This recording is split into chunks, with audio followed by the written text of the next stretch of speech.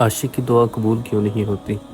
یعنی وہ لوگ جو اللہ تعالیٰ سے کسی کو حاصل کرنے کی تڑپ تو لگاتے ہیں، وہ ذکر و اذکار بھی کرتے ہیں، قرآن پاک پڑھتے ہیں، روزے رکھتے ہیں، وہ رو رو کر گڑ گڑا کر اپنی محبت کو اللہ سے مانگتے ہیں، لیکن ان کی یہ دعا قبول نہیں ہوتی۔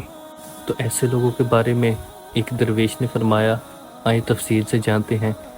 کیونکہ یہ لوگ گڑ گڑا کر اللہ سے مدد طلب کرتے ہیں، مگر ان لوگوں کی یہ حاجت آخر پوری کیوں نہیں ہوتی؟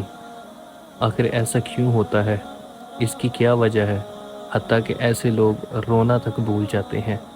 تو درویش کے پاس ایک مرتبہ ایک شخص حاضر ہوا اور ان کا بھی یہی سوال تھا۔ اس شخص نے پوچھا، بابا آخر ایسا کیوں ہوتا ہے کہ جب ہم کسی کو پانے کی اللہ سے آرزو کرتے ہیں، دعائیں مانگتے ہیں، ذکر و اذکار کرتے ہیں، لیکن ہمیں ہماری محبت نہیں ملتی، وہ ہماری دعا قبول نہیں ہوتی؟ بس اس شخص کا یہ کہنا ہی تھا۔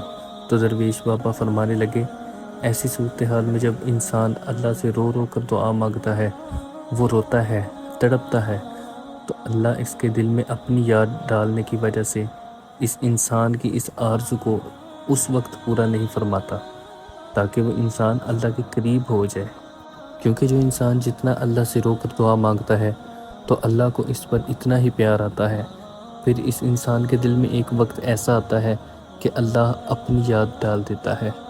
پھر ایک زمانہ آ جاتا ہے کہ وہ انسان زور زور سے چیختا ہے اور کہتا ہے کہ اے دنیا کے میرے ساتھیو، تم چاہے تو کچھ بھی مجھ سے چھین لو، لیکن ایک چیز ایسی ہے جو تم ہرگز مجھ سے چھین نہیں پاؤ گے، اور وہ اللہ کی یاد ہے جو تم کبھی مجھ سے چھین نہیں پاؤ گے۔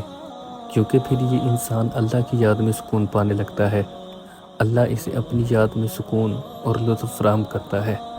پھر وہ جس انسان کے لیے دعا کر رہا تھا کہ وہ اسے مل جائے، وہ بھی اسے مل جاتا ہے، لیکن تب وہ حقیقی عشق کا مطلب جان چکا ہوتا ہے، اور وہ حقیقی عشق کا مطلب یہ ہے کہ اسے اللہ مل جاتا ہے۔